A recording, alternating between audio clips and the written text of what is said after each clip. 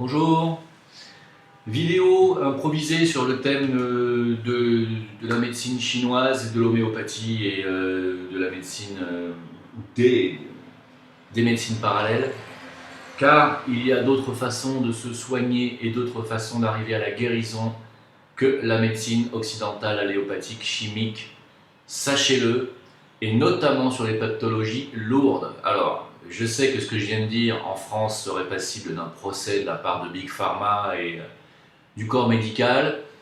C'est pourtant la vérité. Et puis c'est une vidéo qui est un petit peu une réaction à la dernière vidéo de Thierry Casasnovas, qui est quelqu'un que je respecte énormément, où il parle du système immunitaire et il nous dit que toutes les maladies que nous avons, la maladie de Crohn, Lyme, les polyarthrites rhumatoïdes, etc., sont dues à un affaiblissement de notre système immunitaire.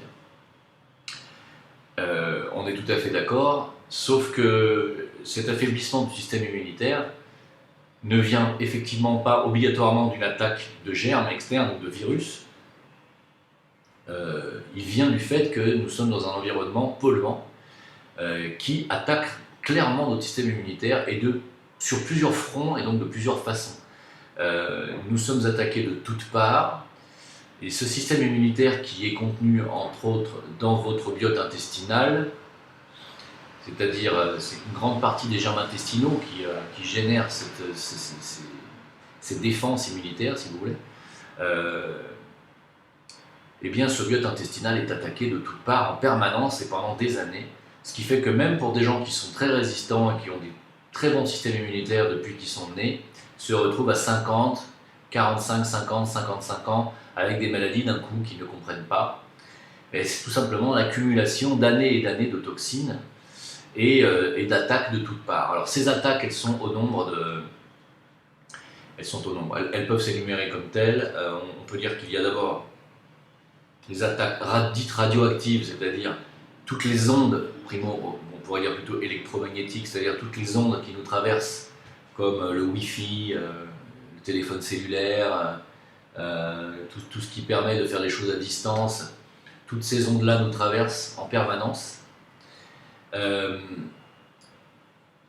Il y a aussi la radioactivité. Il ne faut quand même pas oublier qu'il y a des centrales nucléaires qui fuient en permanence, et pas seulement en Russie, et que cette pollution radioactive, et je ne parlerai pas de Fukushima qui est en train de polluer l'océan Pacifique, est réelle. Je veux dire, quand le nuage de Tchernobyl est passé sur la France en 80, je crois que c'était en 86 si ma mémoire est bonne, quand le nuage de Tchernobyl est passé sur la France, on a dit non, il n'y a pas de problème, les autres pays sont touchés, mais nous, non. Sauf que à cause de ce nuage, aujourd'hui, la France est le pays le plus touché au niveau de la glande thyroïde, et les Français sont les plus grands consommateurs de lévothyrox, et vous le savez, et j'ai expliqué aussi pourquoi, à mon avis, cette thyroïde est très touchée, particulièrement en France. Je fais référence à ma dernière ou avant-dernière vidéo sur la carte d'identité et de la puce qui est contenue dans cette carte d'identité. Maintenant, en ce qui concerne les autres pollutions, il y a tous les perturbateurs endocriniens qu'on trouve désormais partout dans la bouffe. Il y a une trop grande consommation de lait de vache, que ce soit par le fromage ou que ce soit dans les yaourts ou le lait directement, qui n'est pas une consommation, qui n'est pas un produit qui est conseillé pour l'être humain et surtout pas pour un adulte, parce que le lait de vache contient des nutriments que nous ne pouvons pas digérer et que notre système digestif ne peut pas digérer. Nous n'avons pas les enzymes pour digérer et assimiler certains nutriments contenus dans le lait de vache, ce qui crée chez nous une acidose. Et cette acidose va être responsable de nombreux maux, de très nombreux maux. L'acidose va attaquer vos articulations, votre système osseux bien entendu, votre système musculaire, tendineux. C'est une catastrophe, et comme ça crée une acidose également dans les intestins, ça permet à tous les germes de proliférer, car les germes prolifèrent dans un milieu acide, ainsi que les cellules cancéreuses, vous le savez, et donc c'est une catastrophe. Voilà. Donc l'acidose est vraiment une catastrophe, et le lait est l'un des principaux, on va dire, activateurs de l'acidose chez l'humain.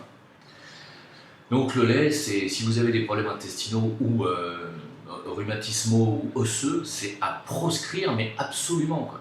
Alors, quand votre docteur, parce que moi je connais des gens qui ont une des polyarthrites rhumatoïdes déformantes, hein, c'est-à-dire avec les articulations qui se déforment, leur docteur leur a prescrit de boire du lait, de consommer des produits laitiers à outrance. C'est quand même, je ne sais pas si vous vous rendez compte que c'est quand même un crime, quoi.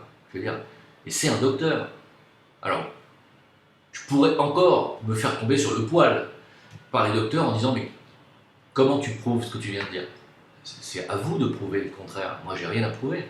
Moi, je le dis, je l'avance, je ne suis pas le seul à le dire. Et d'ailleurs, il y a de nombreux chercheurs qui ont démontré que le lait de vache créait une acidose dans le corps et que c'est une catastrophe pour tout ce que je viens d'énumérer juste avant. Et donc, le lait de vache est absolument à éviter pour toutes les personnes qui ont des problèmes de rhumatisme, d'arthrite, problèmes osseux, absolument à éviter, mais c'est à proscrire.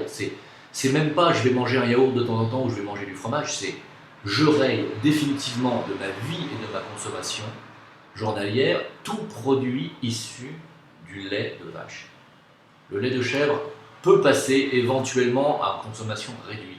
Le lait de vache, mais c'est même pas vous y pensez, vous dites dans votre vie, voilà, c'était avant et maintenant c'est terminé. Ne mangez plus jamais de lait de vache si vous avez ces problèmes-là.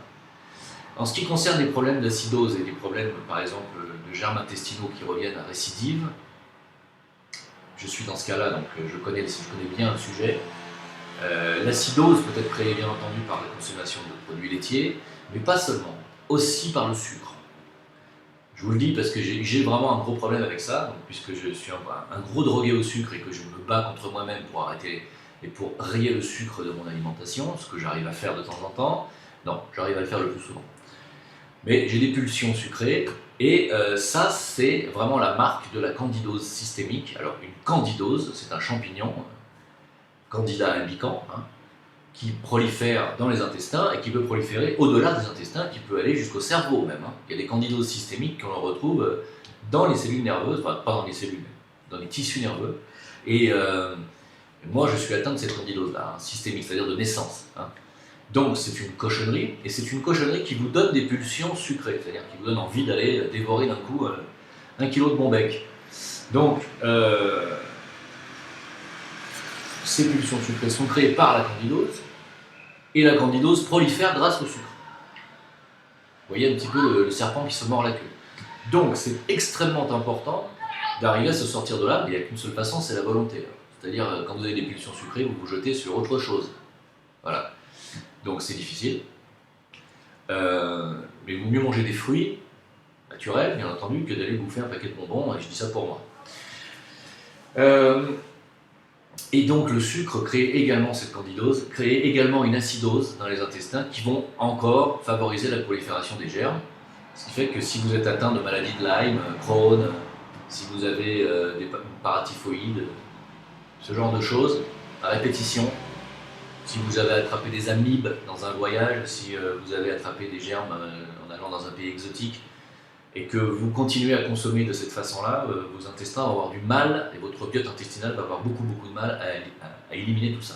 Alors, il y a aussi d'autres germes polluants, et c'est surtout dans l'alimentation que ça se passe, comme par exemple la viande halal. Je sais qu'il y en a beaucoup qui croient que c'est beaucoup plus sain, mais en réalité ce n'est pas le cas, puisque la bête, surtout les vaches, les bœufs, quand ils sont abattus de cette manière, d'abord primo agonisent énormément, deuxio régurgitent leur sang, c'est-à-dire le réavalent, et ce sang passe dans le système digestif, qu'on retrouve ensuite on retrouve ce qu'ils avaient dans le système digestif dans la viande, c'est-à-dire des germes du système digestif, on va la retrouver dans la viande.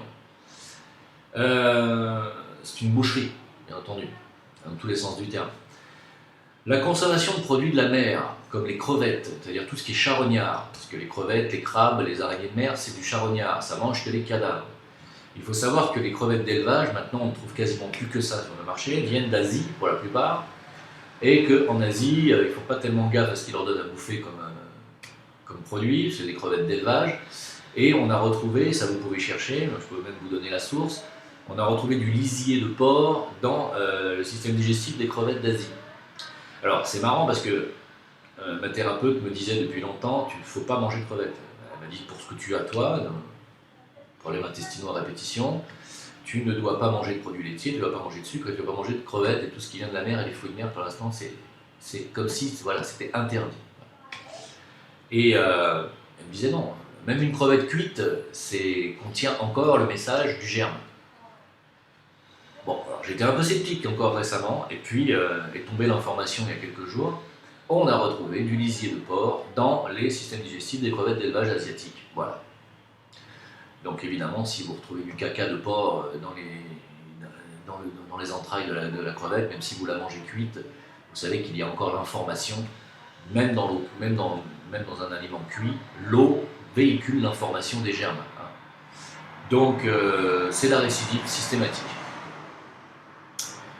Voilà, donc ce qu'il faut savoir, c'est que notre système immunitaire est perturbé par toutes ces pollutions qui nous entourent, qu'elles soient invisibles ou qu'elles soient absorbées par le système digestif, par nos mauvaises habitudes alimentaires. Notre système immunitaire s'affaiblit en permanence. Et quand on arrive à une accumulation de germes, de maladies, de gastro, de grippe, d'angine, et j'en passe, de toutes ces maladies qui s'accumulent quand on est jeune jusqu'à 35, 40, on arrive à 45 ans, 50 ans, et on commence à avoir de gros problèmes. Pourquoi ? Parce que tous ces germes-là, même si vous croyez les avoir éradiqués par des antibiotiques, en réalité ne sont pas éradiqués du tout. C'est-à-dire que votre système immunitaire, lui, garde la mémoire. Il garde la mémoire de tous ces germes qui sont toujours là et qui font barrière. Et j'ai déjà expliqué comment ça fonctionne et comment fonctionne le système immunitaire, et c'est là où je m'inscris un petit peu en faux avec Thierry Casasnovas, qui lui a une vision plutôt de naturopathe de l'organisme, et je ne le contredirai pas. Et moi je rajouterais la vision de la médecine chinoise, qui explique que notre système immunitaire fonctionne par système de couches, et ça j'en ai déjà parlé dans une vidéo précédente qui concerne la médecine chinoise. C'est que quand vous avez un germe qui se pose à l'âge de 20 ans, vous avez eu une hépatite, à l'âge de 3 mois après, vous avez fait une grippe, deuxième couche, hop, et des couches, angine, et machin, et clac, et gastro, et bidule, et clac. On arrive à 50 balais, on a une couche comme ça de germes, qui sont inscrits dans le système immunitaire.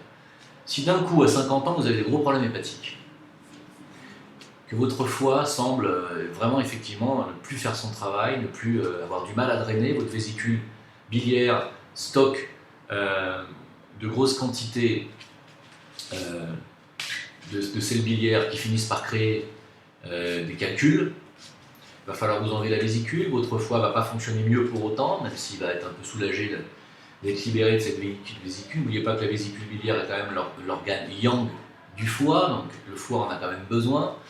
Mais enfin, on l'enlève. Voilà ce qui se passe. Mais votre foie ne fonctionne pas mieux pour autant. Hein. Il va continuer à avoir du mal, il va ramer. Pourquoi ? Parce que votre foie, il a cette mémoire ici, hein, de l'hépatite que vous avez eue quand vous avez 20 ans. Le problème, c'est que vous avez une couche comme ça de germes par-dessus. Et pour qu'on puisse travailler et pour qu'on puisse enlever la barrière du germe de l'hépatite B que vous avez eu il y a 30 ans en arrière, il faut enlever successivement toutes les couches, toutes les germes qu'il y a eu par-dessus pendant 30 ans. On les enlève. Alors vous allez me dire comment on les enlève ? On les enlève avec des nosodes homéopathiques. Seulement pour ça, pour savoir quelle est la couche qu'il faut enlever et quel est le germe qu'il faut enlever, il faut savoir faire un diagnostic au pouls. Et il faut savoir le faire clairement. C'est-à-dire qu'il y a vraiment peu de thérapeutes en France et dans le monde qui savent faire ça. Il y en a en Asie, en Chine, il y en a beaucoup, mais en France, il n'y en a pas énormément. Voilà. Donc, moi je suis en formation de cette médecine, bien entendu, moi j'en connais quelques-uns qui exercent en France. Et croyez-moi, quand on arrive ça peut prendre des années. Hein. Ça peut prendre des années. C'est-à-dire que moi, je suis suivi tous les mois. Toutes les 3 semaines, tous les mois à peu près, donc on enlève des couches. Moi, j'ai eu une hépatite quand j'ai eu 20 ans. J'ai toujours le foie qui rame. Aujourd'hui, j'arrive à 50 ans et on n'est pas encore arrivé à ça. On enlève toutes les couches que j'ai eues de problèmes intestinaux que j'ai eu pendant tant d'années. Et on va arriver finalement sur cette hépatite qui, quand on va avoir dégagé toutes les couches et qu'on va arriver à la couche de l'hépatite, qui va enfin être découverte, je vais très probablement faire une hépatite. Et là, elle va se révéler. C'est-à-dire, je vais avoir les symptômes de l'hépatite, c'est-à-dire fatigue, avoir envie de vomir, ce côté barbouillé, et puis grande fatigue. Et à ce moment-là, on pourra prendre le nosode de l'hépatite A et on dégagera cette couche. Et au lieu d'avoir une hépatite qui va durer 2 mois, elle va durer 3, 4 jours, 5 jours, et on va la dégager. Clac. Là, le foie, vous comprenez comment fonctionne la médecine chinoise? Et c'est la même chose pour toutes les autres maladies. J'ai pris l'hépatite, ça aurait pu être autre chose. Là, je vois qu'il y a foison de maladies de Lyme, de maladies de Crohn. C'est un truc de dingue. Sachez quand même que la maladie de Lyme et la maladie de Crohn ce sont des germes. À la base, que la maladie de Crohn est un germe qui est de la famille de la typhoïde, de la famille de la typhoïde, qu'on peut la guérir en médecine chinoise, mais qu'il faut successivement enlever toutes ces couches, et que ça peut prendre des années si vous êtes suivi régulièrement. Si vous ne vous faites pas suivre, c'est antibiotiques à vie et produits chimiques qui de toute façon ne marchent pas. Il n'y a pas de guérison avec la médecine généraliste, la médecine occidentale chimique. Il n'y en a pas.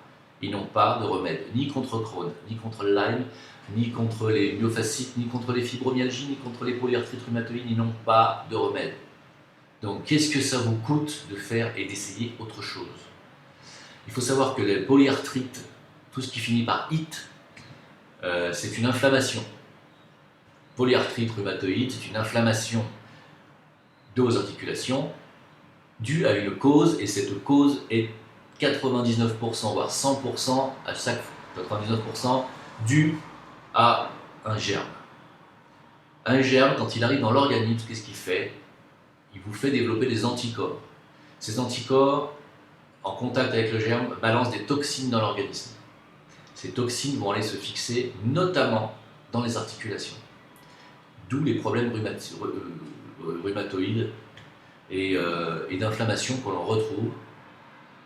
Quand je faisais du tennis, j'avais toujours ce problème de tennis elbow, qui me faisait très mal au coude jusqu'à l'épaule. Et à cette époque-là, je mangeais beaucoup de produits laitiers. Le premier naturopathe que j'ai rencontré m'a dit: t'arrêtes immédiatement les produits laitiers, dans 2 mois, tu n'auras plus de tennis elbow. C'est exactement ce qui s'est passé. C'est-à-dire que voilà, le lait, comme je vous l'ai dit tout à l'heure, crée une acidose, et que cette acidose, l'acide dans les articulations, on le retrouve. Et donc évidemment, si vous faites un sport, un exercice qui va aller tirer de manière assez violente sur les articulations et sur les muscles et les tendons qui sont fixés à cet endroit-là, bien entendu, si vous envoyez de l'acide, ça va finir par l'user, par le frotter. Vous voyez, ça crée une friction et ça crée un échauffement, et cet échauffement crée une inflammation. Et en médecine chinoise, on arrive très bien à éteindre le feu des inflammations avec des points spécifiques qui sont des points pour calmer le feu, justement. Et tous ces symptômes-là, toutes ces maladies-là, arthrite, maladie de Crohn, Lyme, sont des symptômes. Et là, il a raison, Thierry Casasnova. Ce sont des symptômes en réalité qui nous indiquent que notre système immunitaire est dépassé. Il est dépassé pour X raisons que j'ai déjà évoquées en début de vidéo, parce qu'il est attaqué de toutes parts, ce système, et qu'il s'affaiblit. Et il faut savoir une chose, c'est que plus vous prenez des produits chimiques, notamment les antibiotiques, et plus votre système immunitaire va s'affaiblir. Parce qu'il s'affaiblit de telle manière. Quand un germe pénètre dans votre organisme, le système immunitaire déclenche des anticorps. Si on lui envoie des antibiotiques, je l'ai déjà dit, mais antibiote, c'est-à-dire on dit à votre biote intestinal, c'est-à-dire à votre système immunitaire, de fermer sa gueule, parce que le produit chimique va faire le boulot à sa place. Il passe par les canaux ATP, enfin ça, faut se renseigner.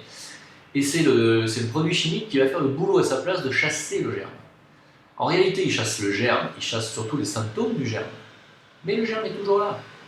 Il se met en sommeil dans votre système lymphatique. Mais il est toujours là. Et il fera barrière à un moment donné. Et il reviendra quand il y aura un signe. Il y a même des mononucléoses qui reviennent. On dit que c'est pas possible qu'une mononucléose puisse revenir. Si, j'ai eu le cas. Pas chez moi, mais j'ai eu le cas chez les gens que j'ai connus. Les mononucléoses peuvent revenir 25 ans après. Donc, les germes sont toujours là. Et le germe de l'hépatite A, même quand vous l'avez eu quand vous aviez 18 ou 15 ans, il est toujours là. Il faut bien comprendre ça. Et que quand vous prenez des produits chimiques, et notamment des antibiotiques, bien entendu, votre système immunitaire est encore plus affaibli. Et en plus, on lui a donné le message de prochaine fois que cet intrus reviendra, tu continueras à fermer ta gueule parce qu'on va lui redonner ce produit chimique. Voilà ce que le système immunitaire comprend. Il dit: ah bah très bien, la prochaine fois qu'il y aura ça, je ne dis rien. Je laisse faire. Et si vous n'avez pas le réflexe cette fois-ci de prendre des antibiotiques, si vous êtes dans un pays ou si vous êtes loin de votre docteur, ou si eh bien, le symptôme de ce germe sera plus fort que la première fois. Et votre système immunitaire ne bougera pas. et il y aura des toxines de partout dans votre corps, et vous vous retrouverez dans une situation où vous allez être paralysé d'un membre, où vous allez plus pouvoir bouger le dos, où vous allez avoir les jambes douloureuses, les genoux douloureux, où vous allez retrouver sur une chaise roulante, et tous les symptômes que l'on retrouve chez les gens qui ont la maladie de Lyme, qui ont des fibromyalgies, qui n'ont même plus la force de déboucher une goutte d'eau, ce que j'ai connu de très près avec mon ex-femme, que quand j'ai connu avec une myofasciite à macrophage, et on a réussi à la sortir de là, il faut le savoir quand même. Donc, on a eu le cas il y a 2 semaines d'une maladie de Lyme, une guérison. 4 ans, ça a pris 4 ans, et 4 ans pour finalement arriver à une guérison. Et, cette dame très heureuse a remercié la thérapeute. Elle s'est enfin sentie libérée de cet étau qui lui pressait la tête depuis des années. Des années et des années, cette pauvre dame est arrivée un matin avec le sourire jusqu'aux oreilles et cette sensation de flotter sur l'air parce qu'elle était enfin libérée de cette douleur. Et elle avait donc réussi à atteindre cette guérison de Lyme. Donc, il ne faut pas désespérer, c'est un message d'espoir que je vous envoie. Le problème, c'est que vous habitez en France. Alors, évidemment, pardon, j'ai oublié de dire un truc, c'est que, oui, dans tous les produits qu'on nous envoie dans le corps et qui, bien entendu, foutent notre système immunitaire en l'air, et là, je vais faire bondir certainement les médecins, il y a évidemment la vaccination. Alors, je ne suis pas anti-vaccination à 2000%, vous le savez, je parle des adjuvants. C'est-à-dire l'aluminium est une catastrophe pour votre système immunitaire et le mercure, même s'il est sous forme de conservateur dans les vaccins, est une véritable boucherie, c'est un poison. Voilà. Et ça va aller se fixer, se loger dans vos cellules musculaires, et c'est une saloperie, et même dans vos cellules nerveuses. Voilà. Donc, la vaccination obligatoire pour les enfants de 11 ans, pour les enfants l'année prochaine, 11 vaccins obligatoires à partir de janvier. Bon courage, vraiment, parce qu'ils vont vous menacer d'aller vous mettre en prison si vous ne le faites pas. Et croyez-moi, ils vont certainement le faire pour faire des cas, des exemples. Ça ne veut pas dire qu'il faut pour autant accepter. Il vaut peut-être mieux prendre des peines de prison de 3 mois avec sursis et leur faire un gros bras d'honneur et mettre votre enfant au CNED, c'est-à-dire ne pas le mettre à l'école, faites-lui suivre un programme indépendant chez vous. Voilà. Et si on vous refuse l'accès aux crèches, il va falloir trouver un système. Mais ne vous laissez pas faire. Ne vous laissez pas faire, c'est très important pour l'avenir de vos enfants. Si vous tenez un peu à vos enfants. Voilà. Je le dis et je le redis, les seuls vaccins qui pourraient être éventuellement sains, sans danger ou sans trop de danger, parce que des vaccins sains, ça n'existe pas, ça serait d'arriver à obtenir des vaccins sans adjuvants d'aluminium et métaux lourds. Et on en a déjà beaucoup parlé.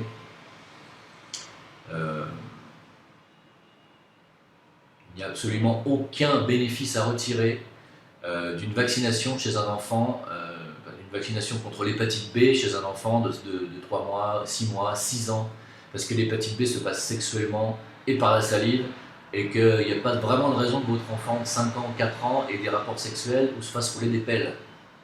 Excusez-moi, là, je parle cru, mais... Donc, aller vacciner un enfant contre l'hépatite B à cet âge-là, c'est vraiment du grand n'importe quoi. Voilà. Surtout quand on sait que la Cour européenne de cassation a définitivement tranché sur ce sujet et qu'elle a décrété que le vaccin contre l'hépatite B était responsable de la sclérose en plaques chez les gens qui ont été vaccinés et qui ont contracté la sclérose en plaques après la vaccination. Hein, c'est la décision définitive de la Cour de cassation. Vous pouvez toujours vous réfugier derrière, d'ailleurs, cette décision qui pourrait peut-être vous servir si un jour vous vous retrouvez en procès contre l'État français, qui, je l'espère, un jour lui-même sera devant les tribunaux. Sachez qu'un jour la roue tourne. Mais enfin, ça ne vaut peut-être pas la peine d'aller sacrifier vos enfants. Je pense qu'il vaut mieux résister.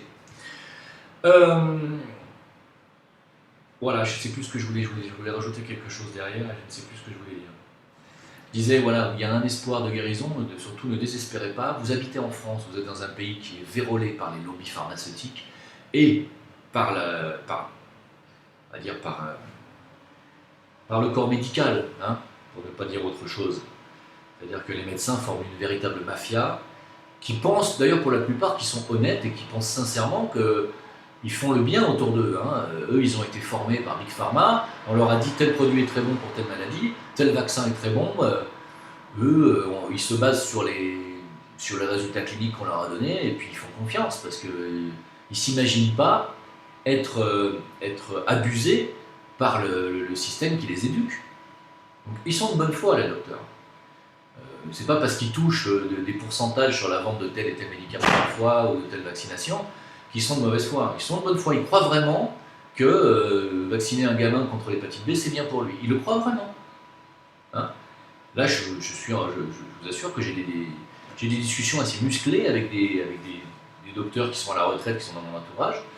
On a des discussions musclées. Ils me prennent de haut, bien entendu, parce qu'ils considèrent que je n'ai pas leur niveau d'études. Évidemment. Facile. Sauf que, bon, eux non plus n'ont pas mon niveau d'études en médecine chinoise.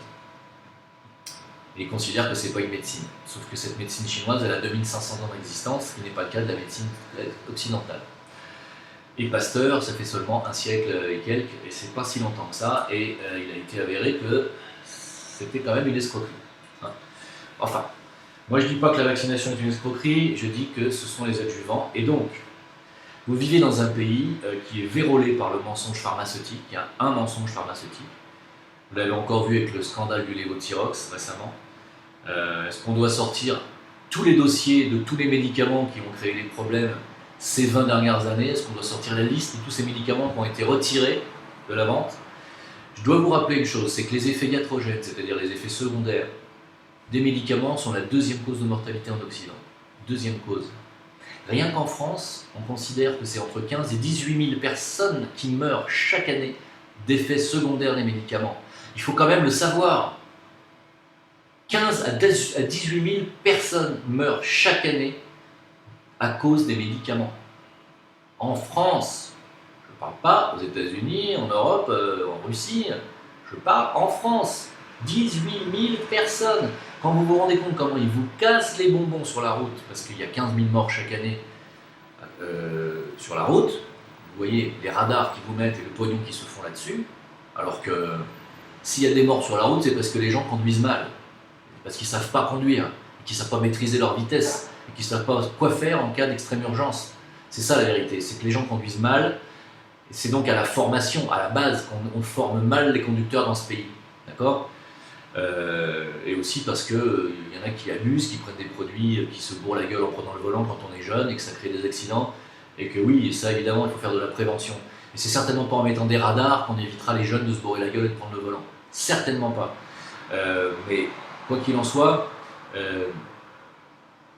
vous êtes dans un pays, voilà, il faut le savoir, qui utilise ce mode de fonctionnement. C'est-à-dire, on vous fait prendre des médicaments, on vous force à les prendre, et si vous ne les prenez pas, on va vous envoyer en tôle. C'est ce qui va se passer que la vaccination est obligatoire. Seulement, si un naturopathe ou si un mec qui pratique la médecine chinoise un jour se trompe de diagnostic une fois dans sa vie et n'arrive pas à guérir un patient et que ce patient meurt, on va l'envoyer en prison pour exercice illégal de la médecine ou pour charlatanisme. Il faut le savoir. Mais eux, ils envoient 15 000 à 18 000 personnes par an à la morgue, mais il faut continuer à avaler leur saloperie de cochonnerie de produits chimiques, ça m'énerve. Donc voilà dans quel pays vous vivez. Et voilà pourquoi vous n'arrivez pas à vous sortir de vos maladies. Parce qu'une maladie, je reprends un terme, c'est le mal à dit. D'accord ? C'est-à-dire que ça veut dire que si vous avez une pathologie qui est handicapante, ça veut dire qu'il faut que vous fassiez un travail sur vous-même pour vous en sortir. Moi, j'ai un problème de récidive de germes intestinaux. Ça fait 10 ans. Bon, j'ai réussi à considérablement éradiquer le problème. Il récidive, mais je l'ai éradiqué. Comme je l'ai expliqué dans une vidéo précédente, il y a 5 ans en arrière, j'étais complètement bloqué du dos. C'est-à-dire que j'aurais pu finir sur une chaise roulante, avec en plus ablation de la prostate et tout ce qui va avec. Je suis aujourd'hui en mesure de pouvoir jouer au tennis dans 5 minutes. D'accord ? C'est-à-dire que je n'ai absolument plus aucun signe physique de gêne au niveau du système osseux. Plus aucun, ni musculaire. Et ça, c'est pas à la médecine alléopathique que je le dois. Il faut savoir que quand je suis allé voir mon médecin traitant à l'époque pour ce problème-là, il m'a dit « Oh, il va pas voir ces charlatans de la médecine chinoise, je vais te donner un traitement, t'en as pour un mois, c'est fini. » Ça ne m'a jamais rien fait. J'aurais pu poursuivre mon médecin traitant pour charlatanisme. Son traitement ne m'a rien fait. Ah bah si, ça m'a fait prendre des antibiotiques pendant 15 jours. Donc ça m'a affaibli le système immunitaire encore davantage. J'aurais pu, effectivement, lui faire un procès, j'aurais jamais gagné. Hein. Vous êtes en France, dans un pays où on n'a que des gens comme ça qui ont le pouvoir sur vous et votre santé. Ils ont le pouvoir sur votre façon de vous guérir. Quand je tombe sur des forums, même sur Facebook, Lyme, la maladie de Lyme notamment, hein, Lyme est vraiment un gros problème. Fibromyalgie et Lyme sont vraiment les deux gros problèmes actuels. Je vois les forums Lyme, autrement, se guérir autrement, machin. Hein. Je parle, je mets quelques posts, je dis, vous savez que vous pouvez vous guérir autrement. Je vois les gens qui disent, j'ai essayé tel médicament, lévothyroxine, machin, mon docteur a dit que, oh là là là là, je vois les médicaments, je me dis, les pauvres gens. Quoi. Parce que même si ça leur soulage pendant un certain temps les symptômes de leur Lyme, j'imagine les effets secondaires derrière. Rien que les germes, par exemple, un chlamydia, qui est un germe qui va aller se fixer notamment dans les organes reproducteurs, notamment chez les hommes, chez la prostate, chez les femmes, au niveau des trompes, qui vont les faire des adhérences dans les trompes, donc rendre stériles les femmes et les hommes, ça va attaquer et affaiblir la prostate. C'est un germe, hein, le chlamydia. J'ai connu une personne qui avait pris un antibiotique prescrit par son neurologue, c'est-à-dire un spécialiste, hein, des organes génitaux masculins. C'était un antibiotique qui coûtait extrêmement cher à l'époque. C'était en francs, on était en France, c'était 800 francs la boîte de 8 cachets. Je ne sais pas si vous voyez un peu l'arnaque. Et il lui avait dit, par contre, c'est un traitement de 15 jours, mais pendant 15 jours, il ne faut rien soulever de lourd parce que c'est un antibiotique qui attaque les tendons et tu risques, en soulevant une valise, de faire tout simplement une rupture tendineuse, c'est-à-dire que ton tendon va casser. Donc, allons-y, quoi. Open bar, hein. Et il l'a pris, cet antibiotique, bien entendu, puisqu'à l'époque, il ne connaissait rien d'autre. Et il a eu des problèmes tendineux pendant plus de 15 ans après, derrière. C'est-à-dire, il ne pouvait plus, même 10 ans après, refaire de la muscu, faire des biceps, il avait mal au tendon, mais à hurler. Hein. Donc, il faut savoir, voilà, les effets secondaires de ces médicaments-là, alors qu'en l'envoyant chez le naturopathe et en prenant une solution aux huiles essentielles, ces chlamydia ont disparu quasiment littéralement de son organisme. Hein.